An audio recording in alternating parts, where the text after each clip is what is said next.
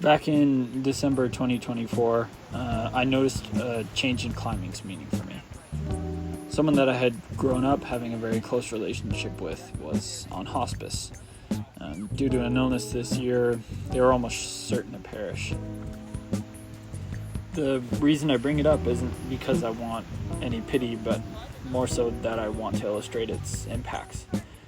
Because to me, I didn't particularly notice its impact, but it did affect my life in general, and more specifically my climbing. I spent quite a good while in Hawaii enjoying the sights, nature, and so on, but I believe that my mind was preoccupied with thoughts of my own death specifically. I dreamt at night, climbing into my death, perishing as a result of what I love most. Well, besides my girlfriend, of course. But as I continued to go on and enjoy my relaxation in Hawaii, I realized fear was creeping up in me. It seemed very foreign. Eventually, for the first time in my life, I had what could be most accurately described as a mental breakdown. Looking back, I'm now able to pinpoint the causes clearly after a much-needed self-examination. Seeing that the people around me could die actualized that fear of death in me. After returning to Utah, I began ice climbing about every other day. I reached a turnaround point, noticing distinct differences in my mental health, which rapidly improved. Looking back, the lack of travel plan, training block, projects to work on, and a general lack of hard work to do led me to ponder extensively on unproductive thoughts. Eventually, I made the realization after the fact that I had wasted nearly an entire block month of thought. You know, people on average think roughly 12,000 to 60,000 thoughts per day, meaning in that period I had approximately 372,000 to 1,860,000 thoughts, a large portion of which were wasted. Pretty big number in my mind. I noticed that a good portion of my rock, ice, and alpine climbing was suffering from this mental clutter. A great waste of my attention had occurred, and I wished to not repeat what had happened. Around this time, I picked up a few books which shed light on my mental game.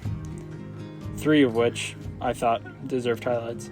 1, The Rock Warrior's Way by Arnold Ilgner. 2, Beyond the Mountain by Steve House. And 3, The Climber by Shinichi Sakamoto, Yoshi Nabeta, and Hiroshi Tanaka. After finishing The Climber, I proceeded to pick up Beyond the Mountain, and finally I read The Rock Warrior's Way. Immediately after my first read-through, I restarted the book, reading cover to cover again, scraping every last bit of information out that I could. After completing The Rock Warrior's Way, I noticed a distinct paradigm shift in my climbing. I was, quote-unquote, succeeding. Projects and mountain routes that had shut me down or ideas that seemed too scary started to come more easily to me. The greatest challenge that occurred in me was actually a true return to form. Well, it's a beautiful adventure. Currently no hands right now, but I'm a good ways up. Jake belaying me. And I am so bitterly cold, it's devious. Left hand especially. The Rock Warrior's Way made me realize that I had grown deeply out of touch with my love for the sport. I had become all about success or failure. I had fallen far enough from my love of climbing that I considered leaving behind multiple practices, mountaineering and alpine climbing namely. I would ask myself, do I really want to die doing this? Or why am I here? I could be in bed. What am I doing? After having a close call with an avalanche a year prior, I questioned my motive for continuing to do this. Then the answer to my questions came. I'm out here because I love it deeply. It's part of me now. The idea of success and failure dissolved. I was climbing not to win, but because the reward was climbing itself.